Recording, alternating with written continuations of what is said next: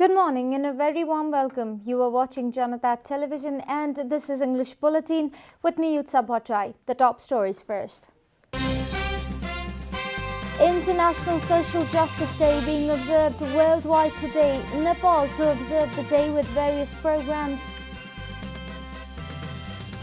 NCP Spokesperson Janata says everyone except Prime Minister Oli is moving forward unitedly. Says his faction will defend the constitution. Deputy Governor of Rashtra Bank aims to provide all Nepalese people with a bank account. Says digital payment will help country's economy. G7 countries raise vaccine commitment to over $7.5 billion through COVAX. US President Biden raises commitment. And Russian top seed Daniel Medvedev reaches the Australian Open final, beats Stefanos Tsitsipas in straight sets.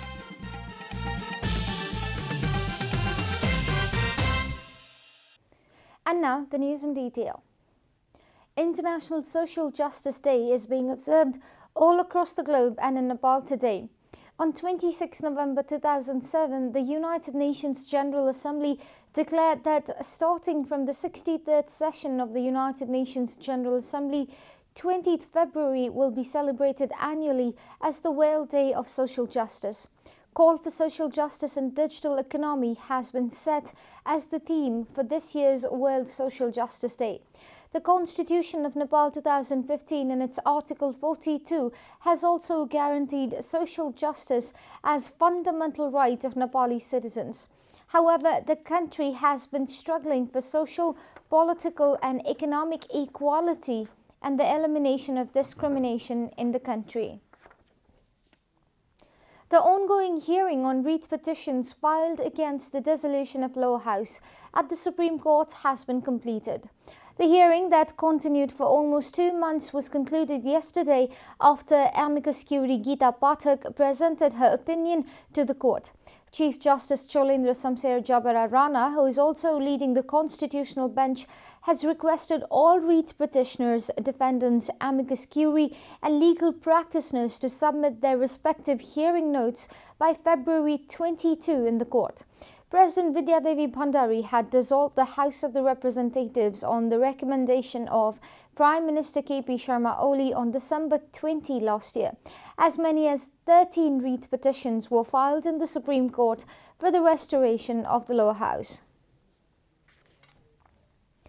In other news, spokesperson of the agitating faction of NCP Narayan-Kaji Shrestha has said that Prime Minister Oli-led government is carrying out regressive activities in an excessive manner. Talking to the medical personnel after an unofficial meeting of the Central Committee members, spokesperson Shrestha said the Oli government has become a caretaker government after House dissolution. Shrestha further blamed the government for carrying out regressive activities. Spokesperson Shrestha said that their faction is committed to protect socialism-oriented inclusive democracy and the constitution that has institutionalized it, and it will defend it at any cost. An informal meeting of the Central Committee held on Friday also reviewed the party's agitation against the unconstitutional move of dissolving the House of Representatives. Spokesperson Shrestha said that the meeting had assessed the entire country, except the ruling faction, was moving forward unitedly and the movement was moving towards a success. He said that the meeting was confident that the Supreme Court would decide in a constitutional manner. Spokesperson Shrestha also said that they have been directed to mobilize their entire party for successful completion of the fourth phase of the street. This is Janata Bulletin. We'll be right back after a short break.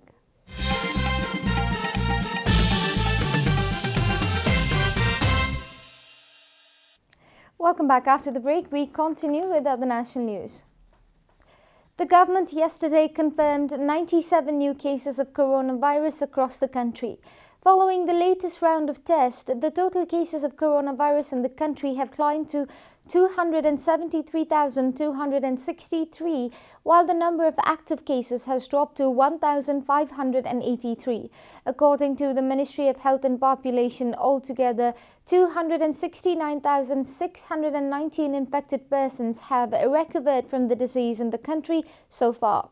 The death toll from coronavirus has climbed to 2,061 with 3 new casualties yesterday. Nepal is currently among the top 47 countries that have been most affected by the pandemic. The US tops the list with over 28.6 million confirmed cases, followed by India with 10.97 million cases. Coronavirus has infected more than 111.23 million people across the world and claimed 2.46 million lives. And now the news from economic front.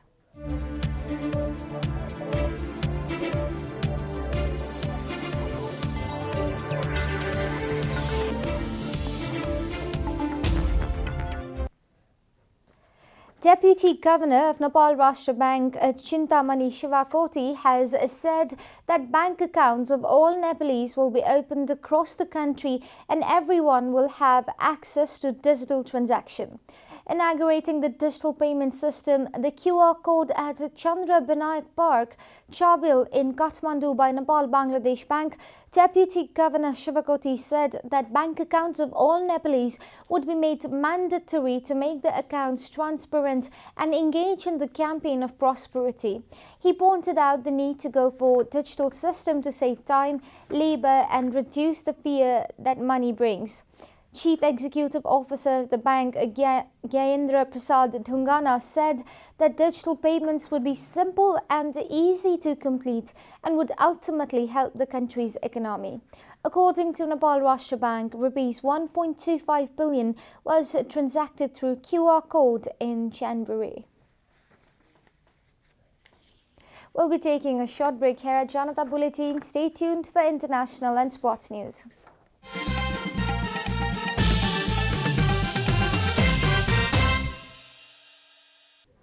Welcome back, and now the international news.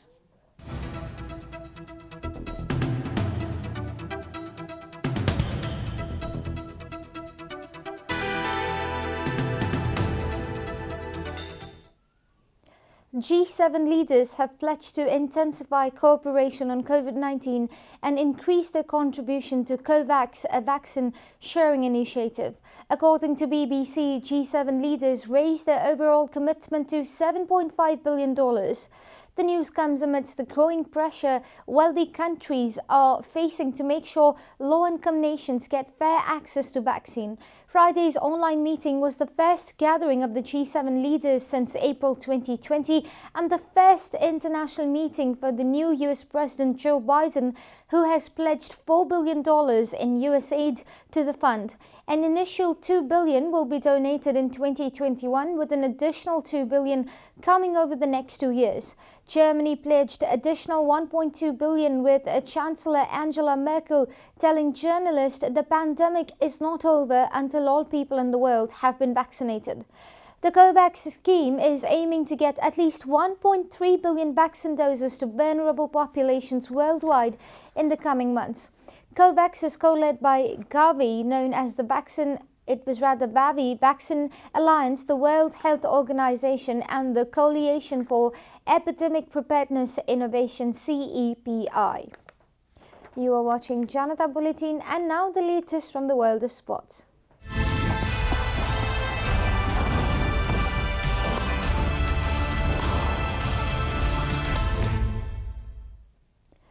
Daniil Medvedev beat Stefanos Tsitsipas to reach the Australian Open final, where he will meet Novak Djokovic for the title. The informed Russian won the match in straight sets of 6-4, 6-2, 7-5 against the Greek fifth seed, securing his 20th victory in a row after losing in 2019 US Open final. Medvedev aims to become Russia's first male major champion since 2005. He meets Serbian Djokovic, who's bidding for a record-extending 9th men's title at Melbourne Park. Medvedev has won 3 of their past 4 meetings, but the Russian will have to step up his game to beat the Serb, who has a 100% winning record at the Australian Open. The reigning ATP final champion dominated the 22-year-old Tsitsipas to earn his 12th successive win against a top 10 opponent. After the match, the Greek looked dejected as he has now lost all 6 of their last 7 meetings. The Australian Open women's final between Naomi Osaka and Jennifer Brady is scheduled for today. We are at the end of Janata Bulletin and the headlines once again. International Social Justice Day being observed worldwide today. Nepal to observe the day with various programs. NCP spokesperson Shrestha says everyone except Prime Minister Oli is moving forward unitedly, says his faction will defend the constitution. Deputy Governor of Russia Bank aims to provide all Nepali people with a Nepali bank account, says a digital payment will help country's economy. G7 countries raise vaccine commitment to over $7.5 billion through COVAX. US President Biden raises commitment to $4 billion. And Russian top seed Daniil Medvedev reaches Australian Open final, beats Stefanos Tsitsipas in straight sets.